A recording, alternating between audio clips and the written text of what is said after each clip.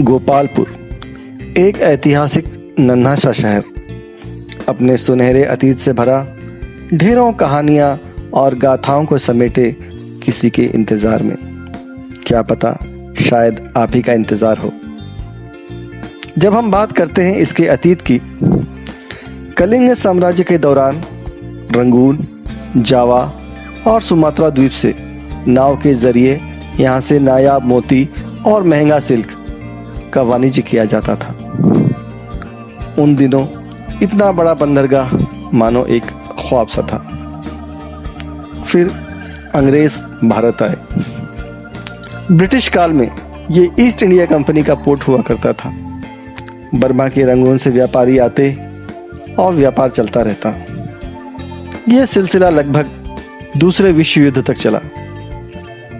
अंग्रेजों को गोपालपुर इतना पसंद आया, उन्होंने इंग्लिश फिशिंग विलेज की तर्ज पर, जैसे Middleton on sea, Frankton on sea, southern on sea, वैसे ही गोपालपुर को नया नाम दिया, गोपालपुर ऑन सी।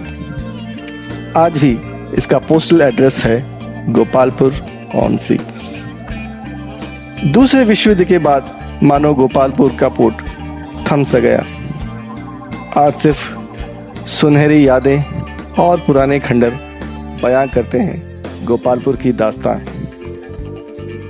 तो चलिए मिलते हैं अपने गोपालपुर से। जिंदगी में एक बार तो गोपालपुर जरूर आना चाहिए।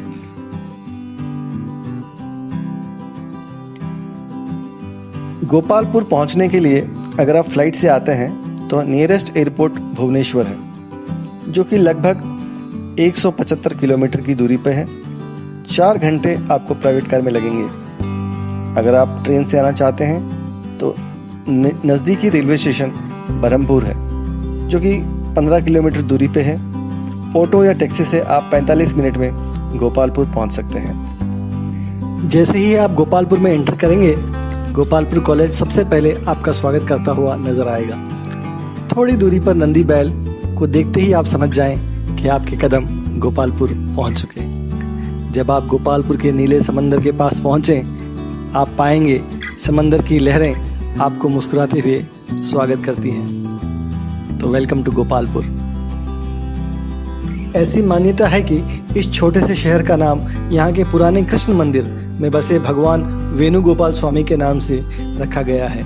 कृष्ण का दूसरा नाम गोपाल है, तो गोपालपुर। वैसे तो साल भर कभी भी आप गोपालपुर आ सकते हैं, बारिश के सीजन छोड़कर। उस वक्त समंदर में स्विमिंग करना थोड़ा खतरा है। अक्टूबर से जनवरी गोपालपुर का पीक सीजन है। उसके अलावा आप कभी भी गोपालपुर आ सकते हैं। गोपालपुर एक शांत स्वभाव का छोटा सा हॉलिडे डेस्टिनेशन है, जो आपको आप ही से मिलाता है। शांत वातावरण।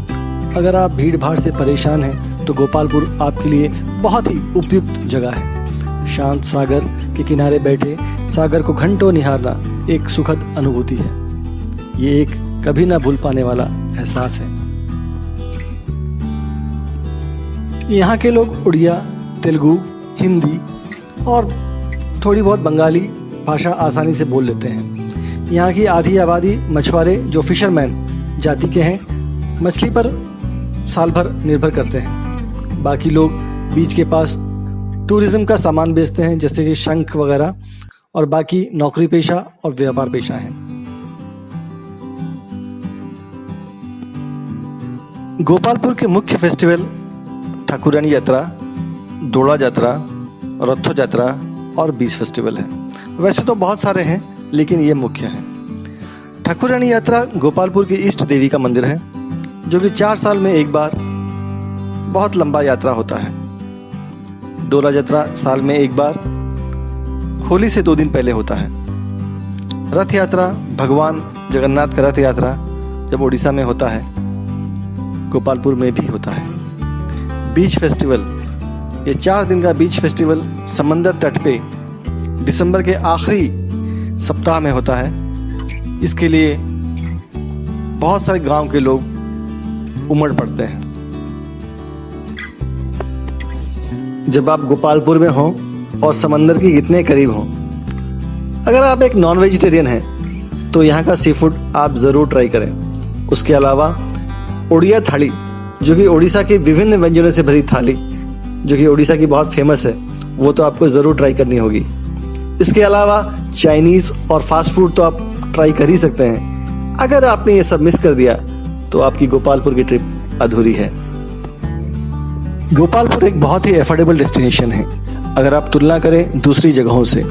यहाँ पर रहने के लिए छोटे होटल और लॉजेस सस्ते रेट में आपको मिल जाएंगे। ऑफ सीजन में डबल बेड की कीमत तकरीबन 1000 से 2000 रुपए और सीजन में 1500 से 2500 में आपको मिल जाएंगे। गोपालपुर के प्रमुख दर्शनीय स्थल में है लाइट हाउस, वेणुगोपाल स्वामी का मंदिर, जगन्नाथ मंदिर,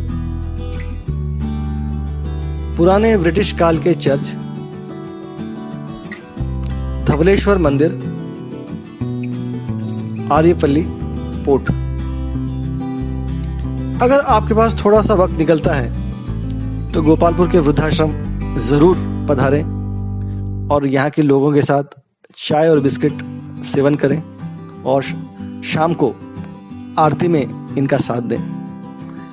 मैं आपको यकीन दिलाता हूँ गोपालपुर की यात्रा आपकी बहुत ही सुखद अनुभव रहेगा। अगर आप ढेर सारी उम्मीदों के साथ गोपालपुर आए हैं तो अवश्य निराश होंगे, क्योंकि ये एक नेचुरल बीच है और शांत वातावरण। गोपालपुर सी बीच का मेन अट्रैक्शन है यहाँ का सूर्योदय और सूर्यास्त। अगर आपने ये मिस कर दिया तो आपका ट्रिप अधूरा है। गोपालपुर 2 दिनों के लिए बहुत ही शानदार डेस्टिनेशन है, जहाँ से आप